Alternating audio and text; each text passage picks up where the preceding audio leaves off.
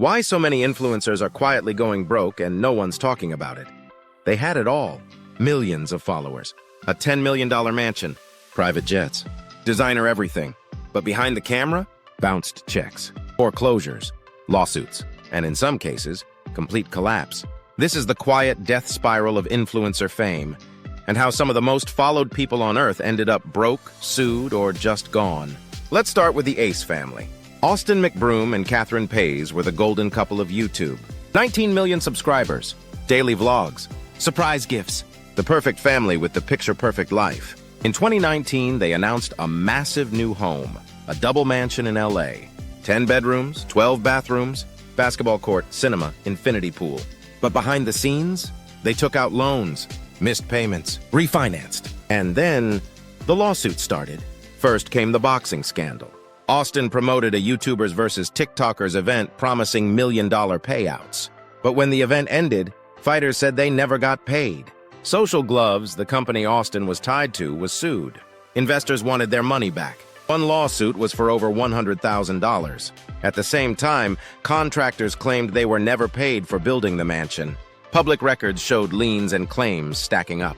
And in 2021, fans spotted the home was in foreclosure. By 2022, the house was gone, sold in a foreclosure auction, verified by public record. No apology, no mention, just gone. But the Ace family kept uploading, smiling, dancing, doing giveaways, pretending like it didn't happen. Their brand wasn't built on transparency. It was built on illusion, and for years, that illusion sold.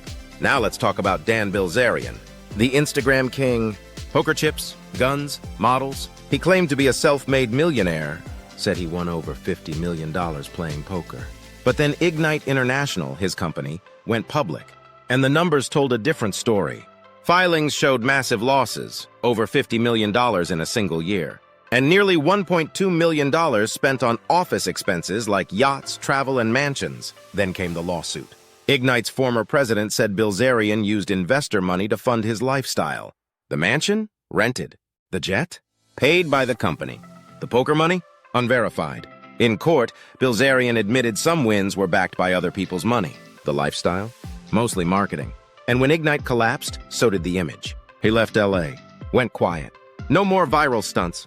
Just ghosted. Now for something darker. Lil Tay. In 2018, she was everywhere. 9 years old. Flexing Lambos, cash, and condos. Calling herself the youngest flexer of the century, but nothing was real. The apartments were staged. The cars? Borrowed. The cash? Probably fake. Behind the scenes, things were worse. A custody battle, allegations of exploitation. By 2019, she vanished. Then in 2023, her Instagram announced she had died. A few days later, she was alive. Her family said they were hacked. Nobody believed it. Her story wasn't just about going broke. It was about how fame broke her. And nobody's really talking about it. So what do these stories have in common? They built empires on attention, not cash flow. Not business models, just views. And when views slowed, the house of cards collapsed. The influencer economy rewards illusion. The cars, the homes, the giveaways, they're sometimes fake, sometimes rented, and often funded by someone else. But the collapse, that's real. And in the end, the loudest flexes usually come from people closest to going broke.